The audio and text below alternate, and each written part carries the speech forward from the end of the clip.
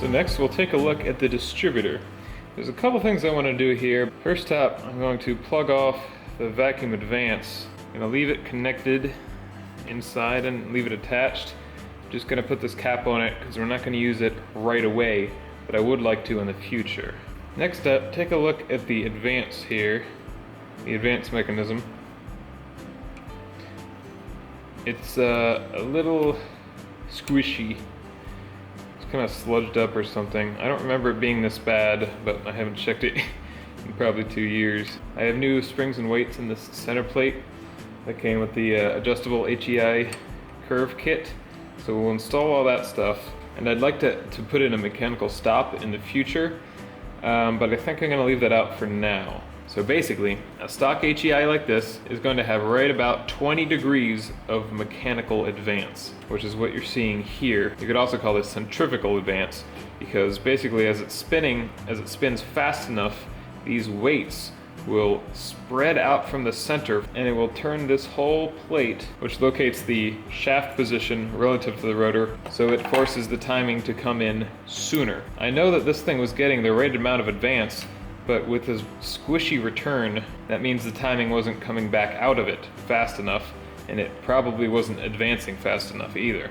So we'll try to take care of that. And the reason I'd like a mechanical advance stop in here, because superchargers like a lot of initial timing. And with a stock HEI like this, you always have 20 degrees of advance. So if you put in like 16 degrees of initial timing, you're stuck with a total timing of 36, which is pretty high for a supercharger, especially on pump gas. So a stop is basically you could put a screw in one of these inner holes and kind of grind some of the head off of it to adjust it, and that will stop it from advancing 20 degrees, and maybe it'll only advance 16 degrees, so then you could run 16 initial and 16 advance for 32 total. Or you could leave more of the head on there and only have 10 degrees of advance, and you could run 20 degrees initial and have 30 degrees total. What some people will do is remove the mechanical advance and run a locked distributor where you set it to 30 or 32 degrees and it stays there throughout the whole RPM curve. That's not what I want to do. A lot of people will tell you that's not good for a street application. Because I'm changing so much of the timing setup and stuff, we'll leave it as is for now and just run with a low initial timing.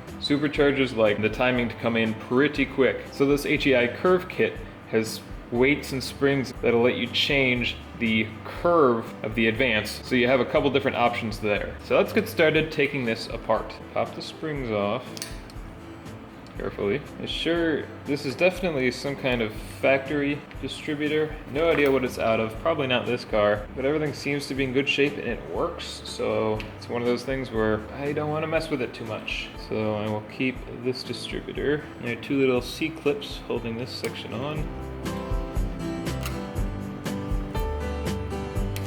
It's really on there.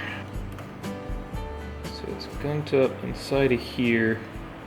This is pretty stiff. So what I'm gonna do is actually knock out the roll pin and pull the whole assembly out of here so that we can take a look at it and try to clean this up.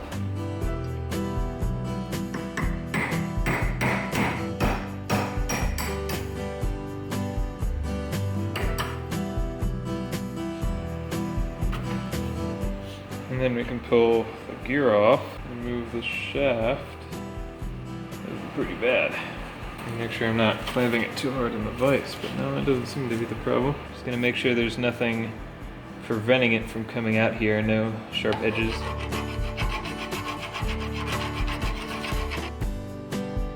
Just gonna try to get some PB in there.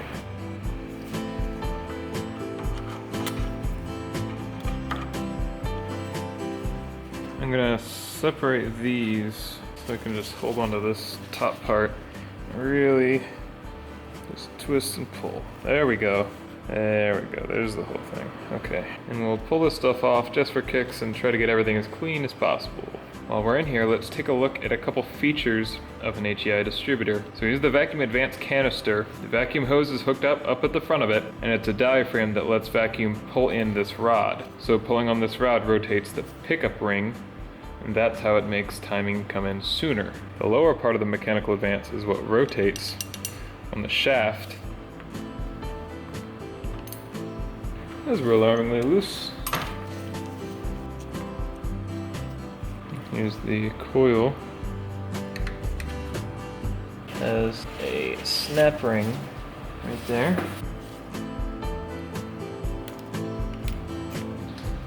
And then this comes out. And then we can take the vacuum advance can off of it. Yep, those are very loose. After looking at this, it's pretty worn. And I'm noticing other things, like as soon as I touched it, all the cloth tape came off the pickup coil. And the wires here are actually exposed.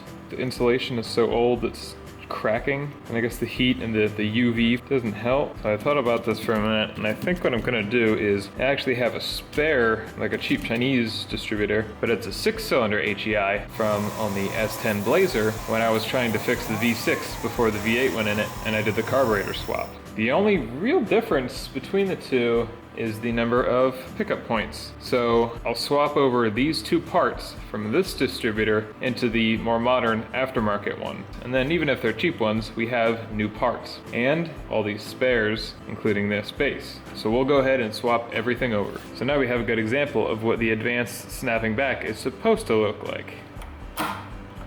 I kind of overkilled the lube in this one, obviously. Okay, so I just pulled this all the way apart. I think I paid 45 bucks for this thing, but it worked great the whole time I was using it. So I think it'll treat us well. And another advantage of using this is that it has an aftermarket style adjustable vacuum advance canister. So when we get around to messing with the vacuum advance, we're able to turn it down so it doesn't advance it as much. We're just gonna get started throwing this thing back together. And I'm going to be assembling it with just a little bit of some medium strength thread locker on all the screws. And I'm cleaning everything as this goes together. I'm going to keep it as clean as possible. And where two moving parts meet each other, I'm going to be using my favorite axle grease.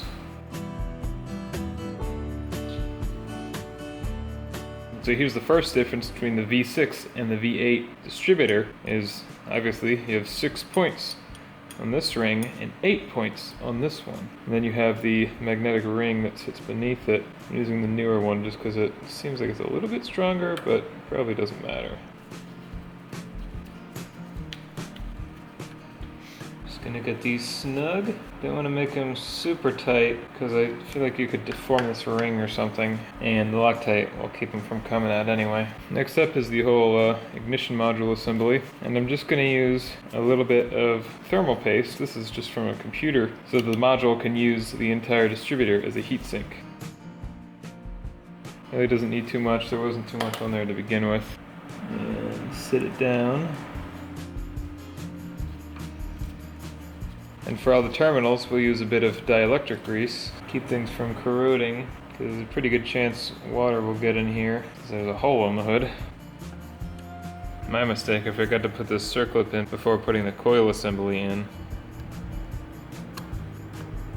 Okay, much better. So here's the distributor shaft out of the aftermarket distributor, and on it we'll install the old advance mechanism, because you'll see the reluctor. We've got a 6 point on this one and an 8 point on this one. Again, we need 8 points. So I made sure the shaft is nice and clean. And again, we'll take some of this wheel bearing grease and put a bit of it, don't want to go crazy, but put some of it where the advance mechanism rides and on the bottom of the advance mechanism.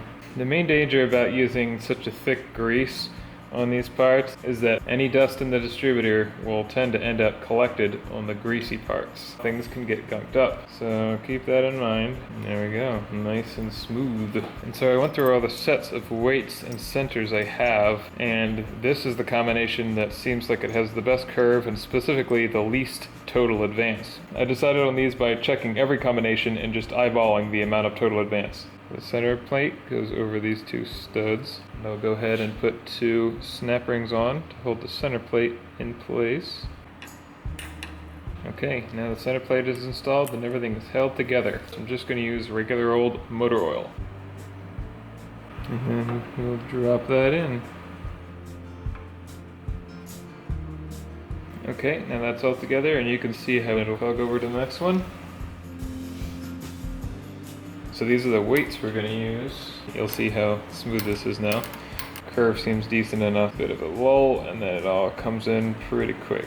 So I'll put just a bit of grease around these pins. You'll notice these don't use bushings, I guess just because they're cheap. They don't actually have any bushings, it's just metal on metal. So we definitely want to put a little bit of grease in there. And we'll get these C-clips back on.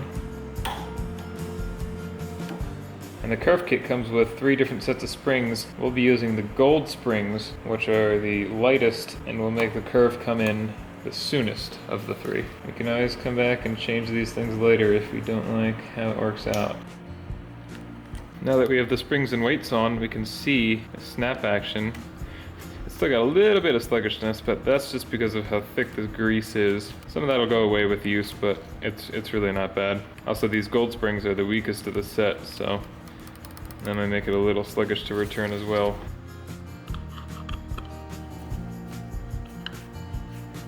Okay, now we just have to put the gear back on. I considered using the GM gear, but I figured what the heck, I'll just use the aftermarket one that came on here. And we'll put oil inside the gear and on the washer face of it. And then you just line these pegs up. The orientation of them doesn't matter. Line up the roll pin hole. So put a little bit of oil on the roll pin. And you want to make sure this thing is a tight fit, so it'll always be a little tricky to get started. If you have one that drops right in, maybe reconsider your choice of roll pin. You don't want to hammer directly on it with any real kind of force, but real light like that isn't going to hurt it. Also remember, unless you have some kind of special fixture to hold this thing by the gear, all the force you're putting through this is being transmitted through the bronze bushings in the shaft, and we don't want to damage those. Okay, it's even on both sides, that should do it. And make sure everything still spins nice and free. Okay, that's pretty much it. We're gonna reuse the cap and coil that we took out of it, and we're working totally fine. Don't want to mess with anything, but we can install those after putting it in the car, so this is pretty much done. We can install the distributor, and then the thermostat housing and some things in front, and then I think we can install the blower for good.